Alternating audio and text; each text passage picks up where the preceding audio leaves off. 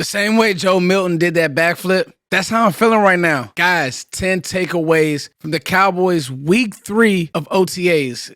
This is the time where right before the dead season, right before the dead period, we get to talk ball, man. We get to see something happen on the football field.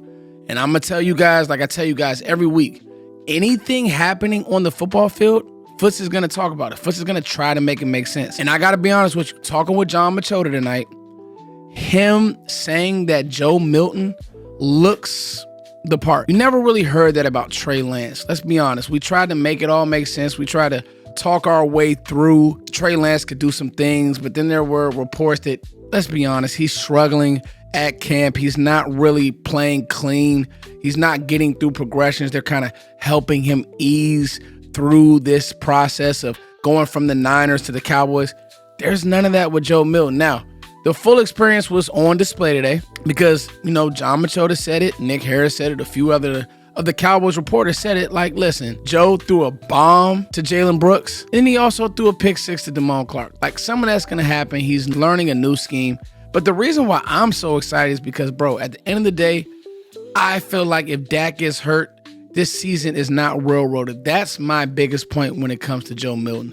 It's not that he's going to take Dak's job. It's not that he's going to be the starter. It's none of that. Now, crazier things have happened, so you have to be prepared for that. It's the NFL. At the end of the day, we don't know what's going to happen with Dak Prescott. And that's the point. The point is you feel like you finally have a backup that, if nothing else, can get the job done, can at least get you through a game. Now that you have George Pickens on this team and you paired him with CeeDee Lamb, I just feel really, really good about Joe Milton. Not to take Dak's job or anything like that. I don't think that that's possible, especially with how much Dak knows. But I'm telling you now, the arm talent is real. His vibe is real. The athleticism, you guys saw at the start of this video, is real. Joe Milton, he's arrived. Jalen Tolbert, he's not going out without a fight, guys. Apparently, he's playing good football. He's making some nice plays. That's what it's going to be. To me, it's Jalen Tolbert's job to lose. And Jonathan Mingo, Kevontae Turpin, Traeshon Holden, whoever, Ryan Flanoy, they're going to have to take the job from Jalen Tolbert. Jalen Tolbert is going to be looked at, I said it tonight, reliable. If Jalen Tolbert can just make the plays that he's supposed to make, be open when he's supposed to be open, I don't know, be like Tyler Boyd, be that third receiver. Cedric Wilson is a name that I've heard a lot. You live, and you're okay with that. Be where you're supposed to be. Do what you did against the Steelers. Do what you did against the Eagles. And now that you add CeeDee Lamb and George Pickens to this mix, I think he'll be fine. Jaden Blue getting some run with the twos. I think this is important because at the end of the day, when it comes to OTAs, you want these guys learning. You want these guys, getting, let's say he's getting a swing pass. You want him getting a swing pass from Dak. You want him getting a swing pass from Milton. You want him getting a screen from Dak. Like all these things, all these rhythms, they matter. And so the fact that Jaden Blue is kind of, I wouldn't really say he's moving up the depth chart, but eventually you look at a world where Jaden Blue is going to be, you hope, a running back that you depend on this team. So I think that's really good.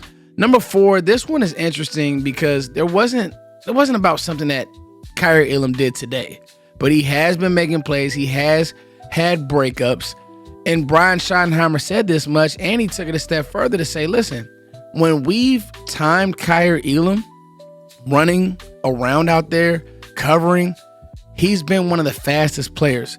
Brian Schottenheimer also went on to say that, he's very proud of how the team is running to the ball, and Kyrie Elam, again, is one of the fastest players. Now, the other interesting thing that I took from Brian Schottenheimer was like, listen, Kyrie Elam in that Buffalo scheme, it may not have been for him.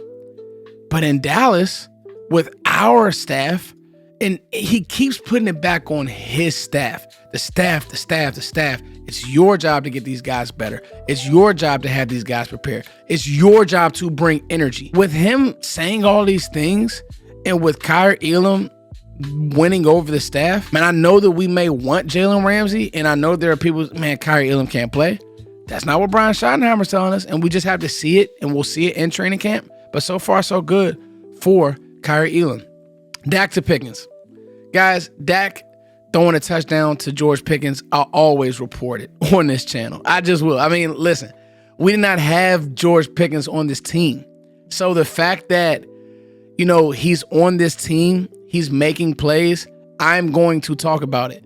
We did not have a player outside of CeeDee Lamb anywhere close to the player that George Pickens is. So again, he's on this team. Foots is going to talk about it, and I'm very excited about it. And again, it was reported that Dak wasn't his sharpest today. Dak is going to be fine. He's going to work his way through these things. But in the red zone period, he was able to connect for a red zone touchdown to George Pickens. I'm going to always be excited about George Pickens making a play for this team because I think that you need George Pickens to make plays for this team. I said it tonight. I said, listen, there's going to be times where the scheme isn't working. There's going to be times where the Brian Schottenheimer aura or the Brian Schottenheimer energy, maybe it wears off. There's going to be a time where you need George Pickens to go out there versus a lesser corner and just win. We're going 3-by-1.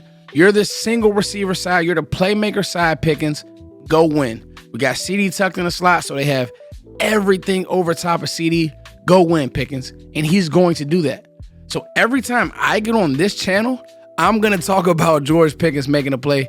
He made some plays today, and I think that's really cool. Another interesting one, man, is Miles Sanders, and he keeps flashing. His name keeps popping up. He keeps having juice. He keeps having burst. This is interesting because I posed this question to y'all. Who is the player that you'd be more, and I asked this question tonight, I said, who's the player that you'd be more surprised that they really give you great minutes this year and really help this team? Would it be Kyer Elam? Or would it be Miles Sanders? And you guys jump in the comment section and you guys let me know. But I'll be honest with you. If you hit on a Miles Sanders, let's say he could be your scat back. Let's say things don't go quite as planned with Jaden Blue. But they do with Miles Sanders. And he gives you some of that Philly juice that he once had. Maybe in Carolina it just wasn't a good fit. How would you guys feel about that? I know I'd be excited. And I know that we've seen Miles Sanders do some things in space, do some things as a runner that's like, wow. And so the fact that he's here now, you have this upgraded offensive line, because I do think that the offensive line will be upgraded. You added Tyler Booker. You're getting an improved, you hope, but an improved Tyler Guyton. And I think that he will improve. And you're getting better coaching.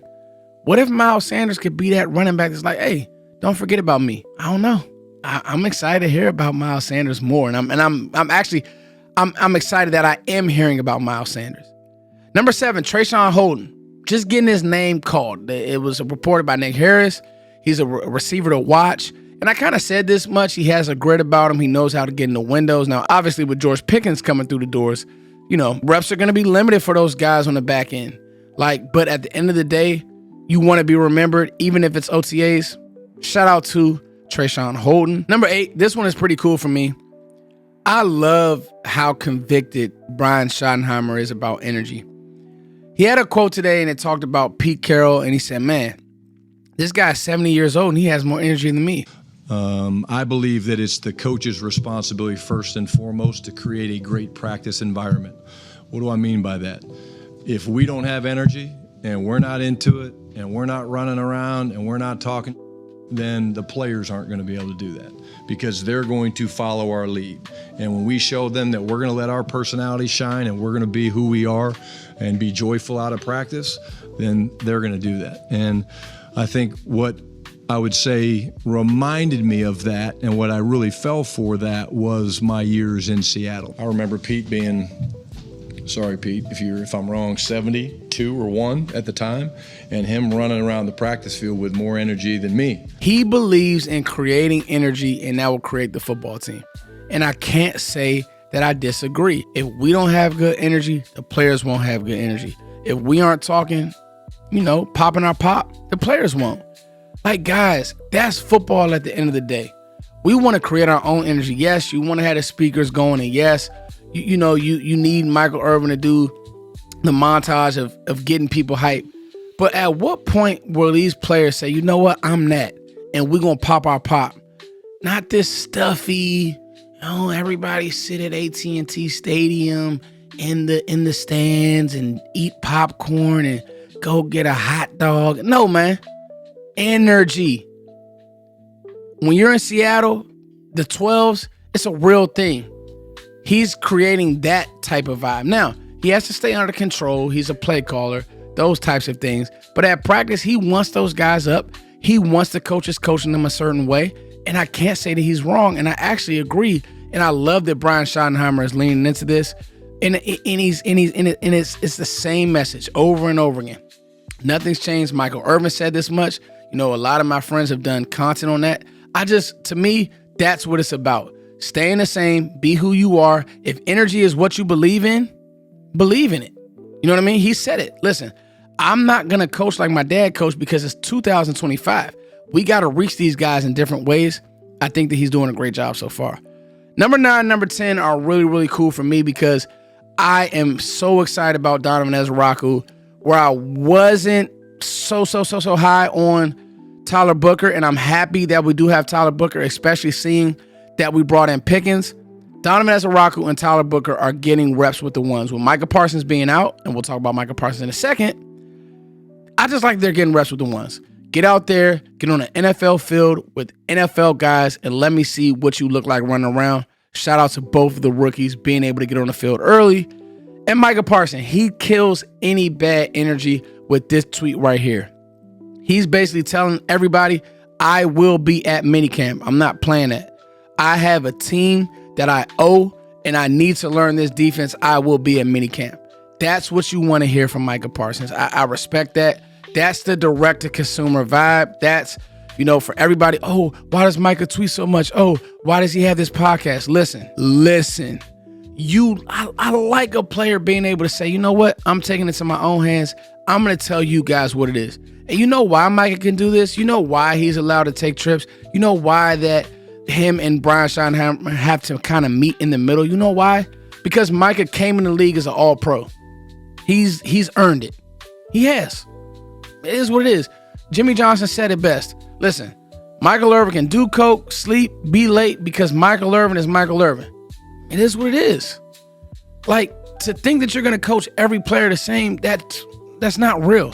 Now, there needs to be discipline. There does. But you're not going to talk to Micah Parsons the same way that you talk to an undrafted rookie. It is what it is. Guys, OTA's week 3 is in the books. Got a special piece of content coming out for you guys tomorrow. Burning the midnight oil for you all to get that one out, but I had to get this OTA recap out. You guys let me know what you think as always. Thank you all for liking, sharing, subscribing. It's your boy, Fuster King. I love you all. We're on the road to 50K. Let's get there, y'all. Peace.